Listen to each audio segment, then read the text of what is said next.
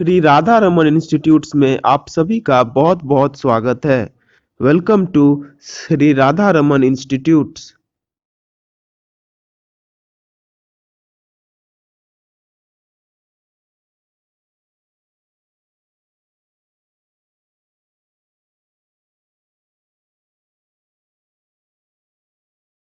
इस वीडियो में जो भी मैं पढ़ा रहा हूँ उसका पीडीएफ का लिंक मैंने अपने डिस्क्रिप्शन में दे रखा है, लेकिन वो पीडीएफ एक पासवर्ड प्रोटेक्टेड पीडीएफ है।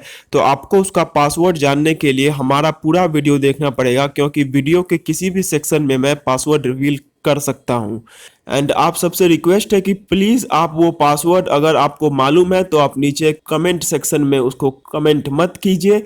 आप पूरा वीडियो देखिए, वीडियो के किसी भी सेक्शन में वो पासवर्ड हम रिवील कर सकते हैं।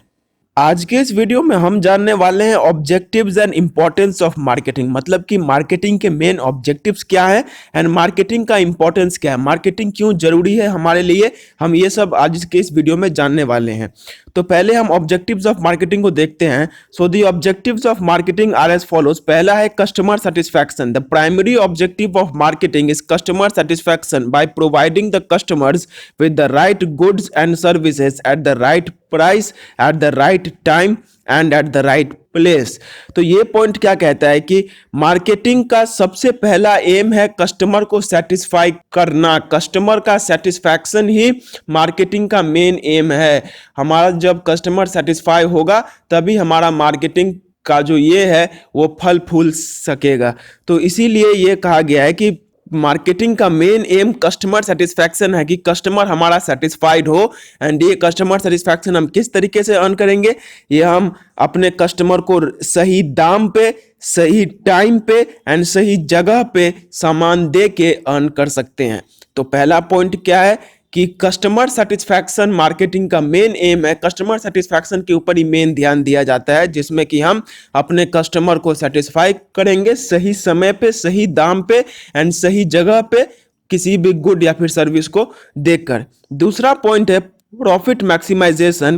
A business firm is an economic organization. Its main objective is to earn profits, otherwise it would not be able to survive in the market. Marketing enables the business firm to earn profits by understanding the prevailing marketing conditions and thus act accordingly. तो हम जानते हैं कि profit जो है वही एक business के लिए सब कुछ होता है। अगर कोई बिजनेस प्रॉफिट नहीं अर्न कर रहा है तो फिर उसमें कोई बिजनेस का मतलब नहीं बनता है। बिजनेस का मेन एम ही होता है प्रॉफिट अर्न करना।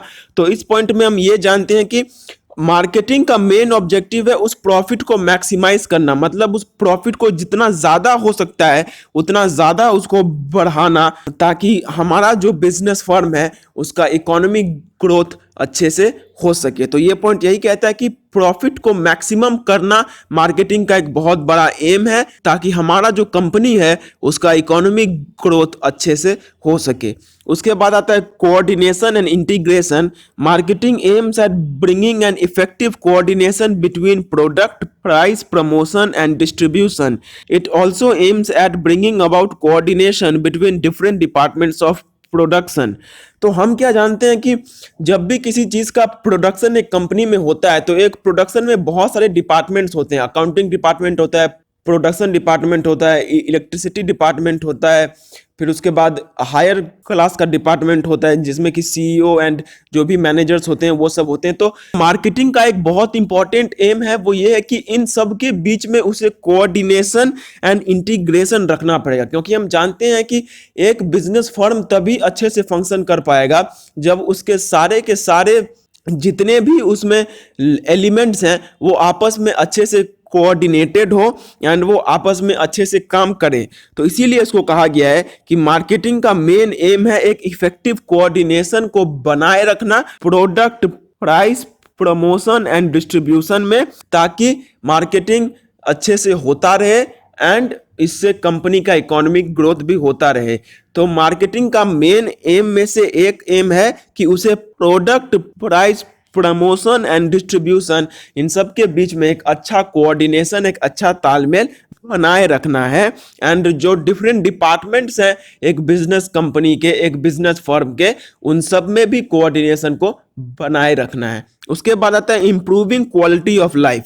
Marketing also helps in improving the quality of the life of the people by providing them with the variety of quality products at a very reasonable prices. तो पहले हमें जानना पड़ेगा ये quality of life क्या होता है। क्वालिटी ऑफ लाइफ होता है कि एक देश में मैक्सिमम लोग किस तरीके का जीवन जी रहे हैं, वही क्वालिटी ऑफ लाइफ कहलाया जाता है। तो मार्केटिंग का एक एम ये भी आता है कि मार्केटिंग को वो जो क्वालिटी ऑफ लाइफ जो कि लोग जी रहे हैं उसको इम्प्रूव करना है, उसको अच्छा बनाना है। एंड वो उसको अच्छा किस तरीके से बना सकता है, वो उसको अच्छा इस तरीके से बना सकता है कि वो उन लोगों को बढ़िया से बढ़िया सामान एक अफोर्डेबल प्राइस में दे, जिससे कि वो लोग उसे आराम से खरीद सके एंड वो लोग उसे उस तरीके से यूटिलाइज कर सके। अगर बहुत ज़्यादा दाम में वो चीज़ उनको बेची जाएगी तो कोई उसे खरीद नहीं पाएगा, एंड अगर बहुत कम दाम में बेचा जाएगा तो कंपनी का ही लॉस हो जाएगा। तो इसीलिए एक रीजनेबल प्राइस में सामान को बेचना चाहिए उन कस्टमर्स के पास, ताकि उनका क्वालिटी ऑफ लाइफ इंप्रूव हो सके, वो भी एक अच्छा जीवन जी सके। उसके बाद आता है इंपॉर्टेंस ऑफ मार्केटिंग। मतलब मार्केटिंग जरूरी क्यों है, आजकल में मार्केटिंग क्यों जरूरी है हमारे लिए। तो marketing is of a great importance due to the following reasons. पहला है foundation of a business, like a foundation which acts as the support of a building. Effective marketing also acts as a foundation to a business organization. If the marketing is carried out efficiently in a business organization, it will result in the business organization earning maximum profit. तो ये क्या कहता है कि marketing जो है वो business का मेन फाउंडेशन ही है। जैसे एक बिल्डिंग अपने नींव के ऊपर ही खड़ा रहता है, वैसे एक बिजनेस ऑर्गेनाइजेशन भी मार्केटिंग के ऊपर ही खड़ा रहता है। मार्केटिंग के ऊपर ही वो मेन अपना एम्फसाइसिस दे के ही वो खड़ा रहता है। तो ये पॉइंट यही कहता है कि जैसे एक बिल्डिंग का एक फाउंडेशन उसके लिए इंपॉर्टेंट होता है, वैसे ही मार्केटिंग भी एक बिजनेस ऑर्गेनाइजेशन के लिए बहुत इंपॉर्टेंट है। क्यों? क्योंकि मार्केटिंग अगर अच्छे से हो जाए तो उससे कंपनी का इकोनॉमिक ग्रोथ होगा, एंड जब उस कंपनी का इकोनॉमिक ग्रोथ होगा तो इकोनॉमिक ग्रोथ हो जाने की वजह से वो कंपनी मैक्सिमम प्रॉफिट अर्न कर सकेगा। उसके बाद आता है understanding customer needs. Efficient marketing results in the business firm being aware of all the needs and aspirations of the consumers. The firms can thus produce accordingly and satisfy the needs of the customer. दूसरा एक बहुत important point है जो कि जरूरी है, वो ये है कि हमें मार्केटिंग इसलिए भी करना होगा ताकि हम अपने कंज्यूमर के नीड्स एंड एस्पायरेशंस को समझ सके। क्योंकि हम जानते हैं कि एक मार्केटिंग में कंज्यूमर ही सब कुछ होता है, एक कंज्यूमर के ऊपर में ही सब कुछ दिया जाता है। तो एक बिजनेस कंपनी के लिए ये बहुत ज़्यादा जरूरी हो जाता है कि वो उस कंज्यूमर के नीड्स एंड एस्पायरेशंस को समझे एंड उसी के हिसाब से काम करे। तो इसीलिए मार्केटिंग का एक बहुत इंपॉर्टेंट पॉइंट है, वो ये है कि उसे कस्टमर के नीड्स एंड एस्पायरेशंस को समझना होगा, ताकि उन नीड्स एंड एस्पायरेशंस के हिसाब से ही वो गुड्स को मैन्युफैक्चर कर सके, ताकि वो जो लोग हैं उनको मैक्सिमम सेटिस्फैक्शन भी मिल सके एंड कंपनी का इकोनॉमिक ग्रोथ भी हो सके।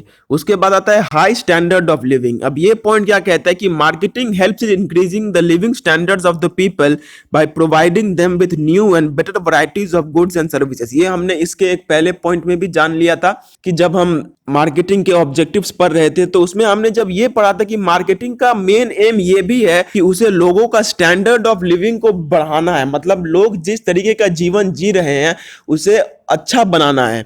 तो वही यहाँ पे कहता है कि क्योंकि मार्केटिंग अच्छे दाम पे लोगों को अच्छा सामान देता है तो इसीलिए मार्केटिंग जरूरी है। क्यों? क्योंकि मार्केटिंग से ही हम पहली बात तो जान पाएंगे कि लोगों को क्या गुड्स चाहिए, एंड जब इफेक्टिव मार्केटिंग हो पाएगा तो ऑटोमेटिकली हम एक अच्छे दाम पे अपने कंज्यूमर को वो गुड्स दे पाएंगे जो उन्हें चाहिए होता है। तो इसीलिए बोला गया है कि मार्केटिंग इसलिए भी जरूरी है क्योंकि वो अच्छे गुड्स को अच्छे दाम पे दे के लोगों के स्टैंडर्ड ऑफ लिविंग को इम्प्रूव करता है। उसके बाद जो अगला पॉइंट है वो है it creates employment. Marketing creates employment for a large number of people. Millions of people are employed in marketing activities such as warehousing, advertising, storage, etc., which reduces unemployment. तो ये पॉइंट यह कहता है कि marketing जो है वो employment को जनरेट करता है। क्यों? क्योंकि मार्केटिंग करने के लिए हमें बहुत सारा काम करना होता है। हमें स्टोरेज, वेयर हाउसिंग, मतलब बहुत सारे काम होते हैं जो कि मार्केटिंग के अंदर में होते हैं। तो ये सब काम करने के लिए हमें लोग को नौकरी देना होगा। तो जब हम उन लोगों को नौकरी देंगे तो इससे होगा क्या कि हमारे देश में जो अनएम्प्लॉयमेंट है वो अनएम्प्लॉयमेंट रिड्यूस हो जाएगा। तो ये पॉइंट क्या कहता है कि क्योंकि मार्केटिंग में बहुत सारे ऐसे काम होते हैं जिनमें लोगों को नौकरी मिलती है, इसीलिए मार्केटिंग का होना जरूरी है। उसके बाद जो लास्ट पॉइंट है वो है economic development. Marketing increases the living standards of people and provides employment to a large number of people, thus resulting in economic development. अब ये पॉइंट ये कहता है कि मार्केटिंग की वजह से लोगों का स्टैंडर्ड ऑफ लिविंग बढ़ता है, जो कि हमने समझा हुआ है कि मार्केटिंग क्या करता है कि अच्छे सामान को अच्छे दाम पे लोगों के पास पहुंचाता है, तो इससे लोगों का स्टैंडर्ड ऑफ लिविंग भी इंक्रीज होता है। एंड क्योंकि मार्केटिंग की वजह से बहुत सारे लोगों को नौकरियां मिलती है, तो ये नौकरियां मिलना भी लोगों के लिए एक बहुत अच्छा बात है। तो ये जो दोनों चीजें कि लोगों का स्टैंडर्ड ऑफ लिविंग भी इंक्रीज हो रहा है एंड एम्प्लॉयमेंट भी जनरेट हो रहा है, इन सब की वजह से क्या होता है कि मार्केटिंग जो है वो बहुत इंपॉर्टेंट हो जाता है। क्यों? क्योंकि मार्केटिंग की वजह से हमारे देश का इकोनॉमिक डेवलपमेंट हो रहा है, हमारे देश में जो लोग हैं उनके स्टैंडर्ड ऑफ लिविंग में इंक्रीमेंट हो रहा है, एंड जो हमारे देश में अनएम्प्लॉयमेंट है वो भी मार्केटिंग की वजह से रिड्यूस हो रहा है। सो गाइज, हमारी ये आज की वीडियो यहीं पे ख़त्म होती है। एंड इस वीडियो को ख़त्म करने के साथ साथ मैं आपको बस एक ही एडवाइस देना चाहता हूँ कि आप प्लीज़ इस वीडियो पे पूरे डिपेंडेंट ना हो जाएं। मैं आपसे रिक्वेस्ट करूँगा कि आप जिस भी बुक को फॉलो करते हैं, आप एक बार उस बुक को जाके पढ़िए, एकदम से इस वीडियो पे डिपेंडेंट मत हो जाइए।